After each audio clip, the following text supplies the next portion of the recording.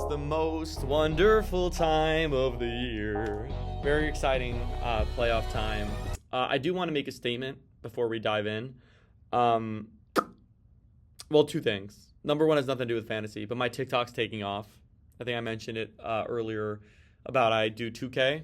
It's called Championships Only on TikTok. It's going. It's going. And I want to thank you all because you guys helped me find my voice. Doing these recaps helped me find my voice that I've taken into that. It's not insane, but we have 19K followers. Like, people watch me play a video game. It's amazing. So check it out. I'll take another 10 followers. Anyway, so no, the thing I really want to discuss is your league.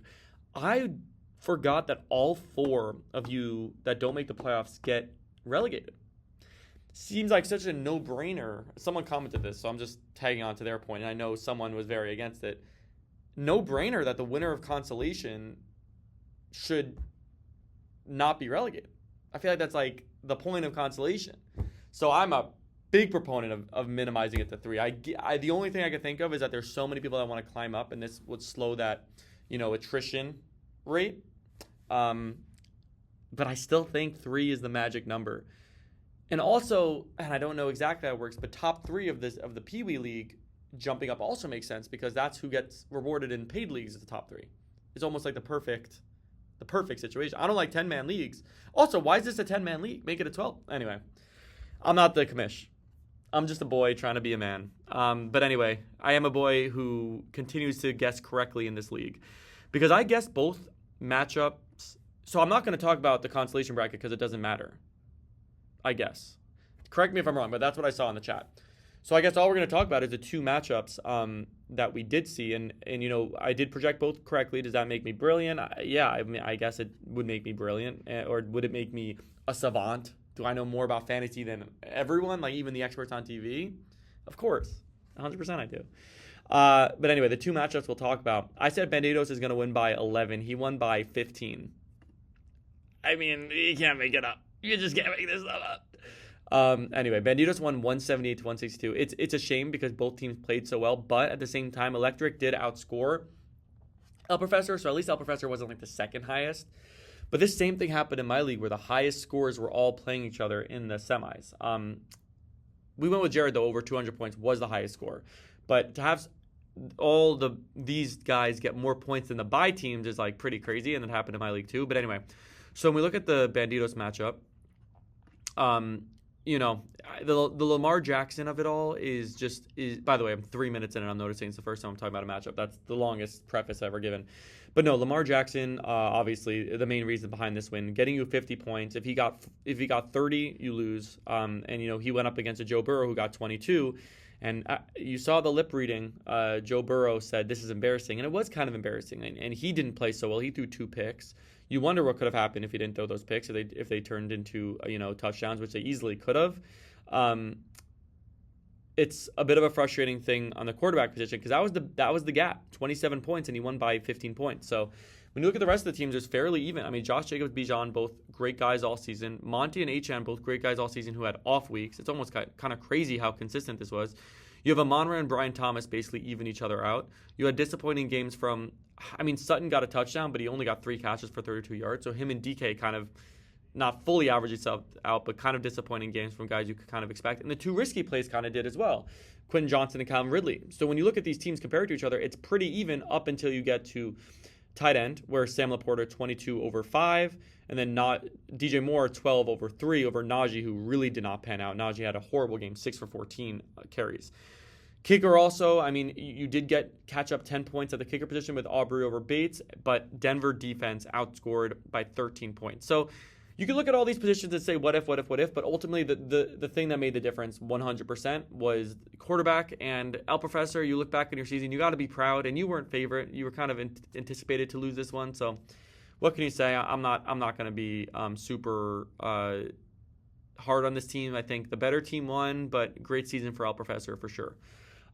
When you look at the other game, Dust in the Wind, did all he can, but there's a reason that I've been hard against Dust in the Wind. And what did I say all season? I said one and done. And what was it? One and done. At some point, do you guys look and say, is Rick? I've been enough on my own D right now, but you know what? I'm in my office. I should not yell that. But it's crazy to nail that because it wasn't even clearly a playoff. Like I said, playoffs, but one and done, and nailed it. And same thing, Untouchables, Dunche, nailed it. Chef Cesario in the finals, he's one away. I think I'm going to nail it. Banditos, I said, not done yet. I love this team. Nailed it. It's just at this point, someone has to say, Rick, you know your stuff. Anyway, and I said, El Professor, this isn't your year, even though you're going to make the playoffs. Nailed it. I mean, it's every single one. Every single one. I'm amped right now. Yes, I had coffee right before this. But yeah, Electric just dominates. I mean, you look at this team and you say you're not surprised. I mean, you got ceiling performances out of a lot of guys.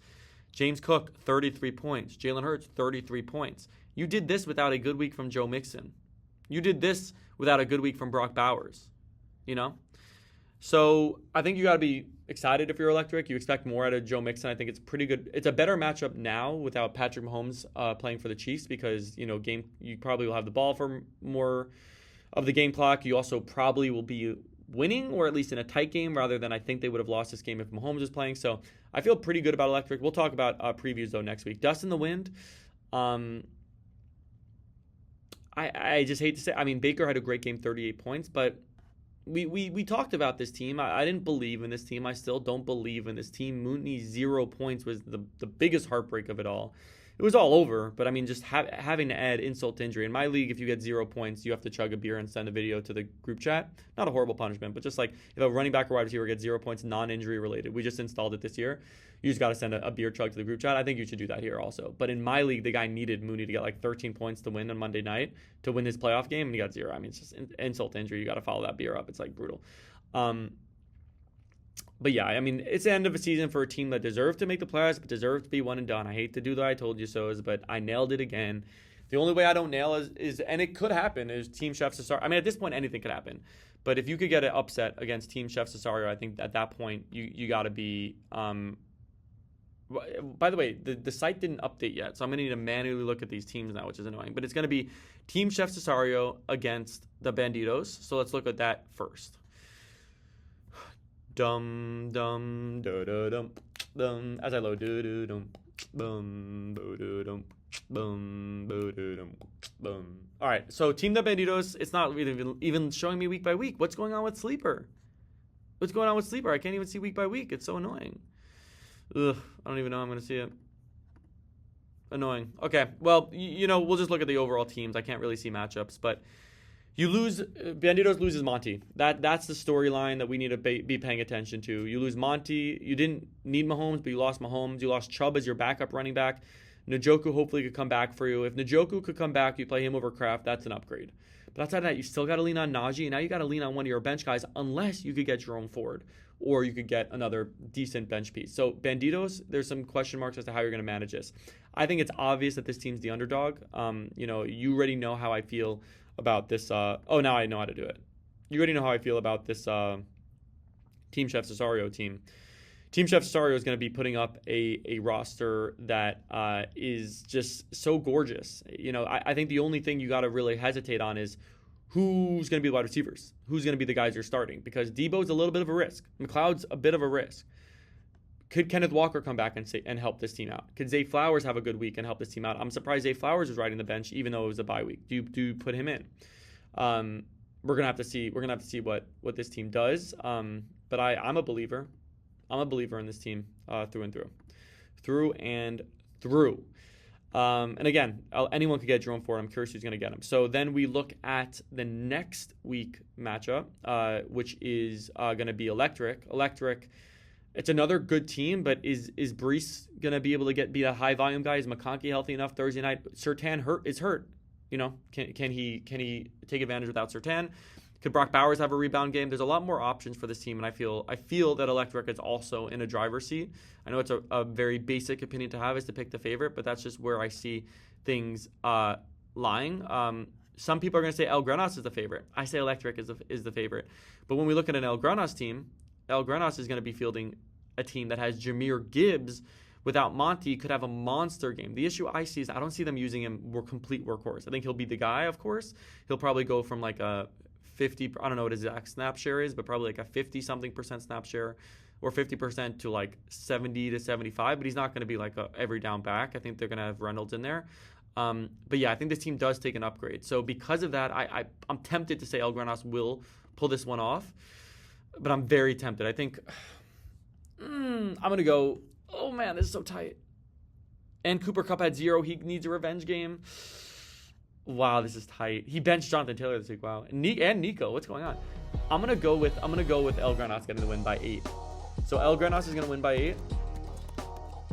8. And I'm gonna say Chef Cesario by 22. That's it. There we go. Good luck next week, everybody. I will talk to you then.